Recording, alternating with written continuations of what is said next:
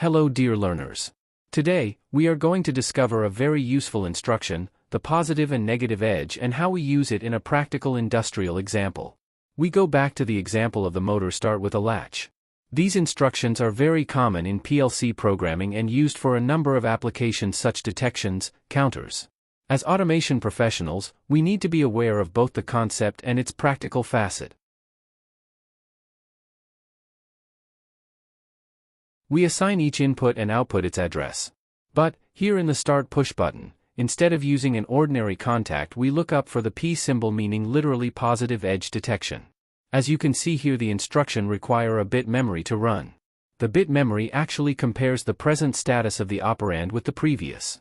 If positive edge is detected, it allows the signal pass, otherwise it blocks it. We simulate the program and see how it works.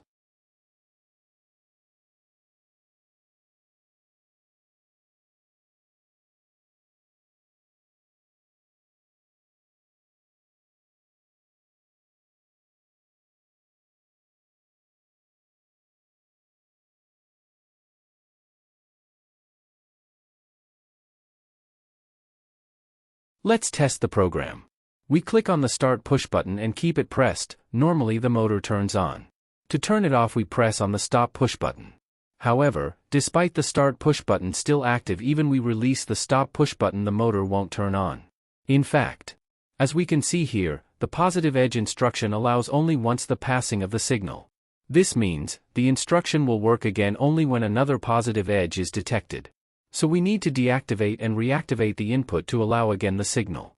What this means in real world is that, imagine for instance the Start push button has a fault or an inconvenience occurred over time, the push button stays pressed after starting the process. Therefore, by using the positive edge, we won't have trouble turning off the motor by single press on the stop. In our case, the instruction acts as a safety measure. A critical point to retain is to understand the concept of the instruction, since it's used for a number of applications such as with counters, sensors. In any way, we will see this in future videos. Now we move to the negative edge. It works the same as the positive edge, but it allows the signal on when a negative edge is detected. We extend a little our example and assume that we have a second motor activated when the first motor is off and turns off with a second Stop push button. For the second motor, we use an SR flip-flop.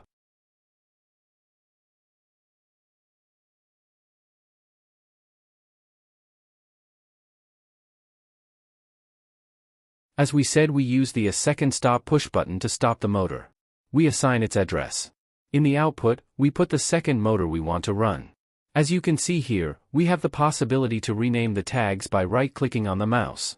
Also, to make the simulation easier for us, we use the byte number 1 to give their addresses to the new input and output.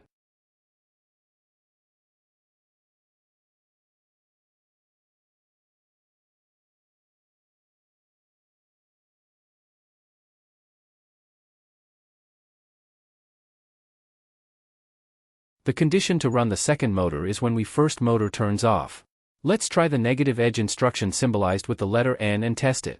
So we assign the open contact supposed to run the second motor with the address of the first motor and use the negative edge.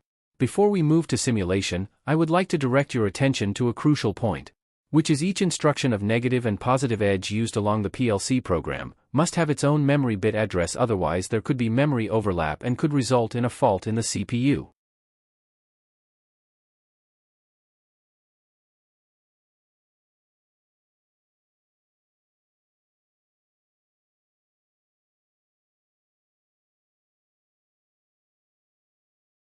From the insert box, we add the input and output byte we used for our new input and output and start the simulation.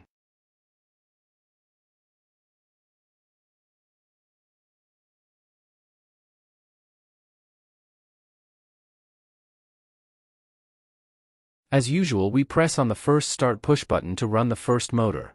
Normally, by turning it off, the second motor turns on. So let's turn the motor off and see the result. Good. The program ran as expected. The second motor started just when we stopped the first one. Let's test it once again.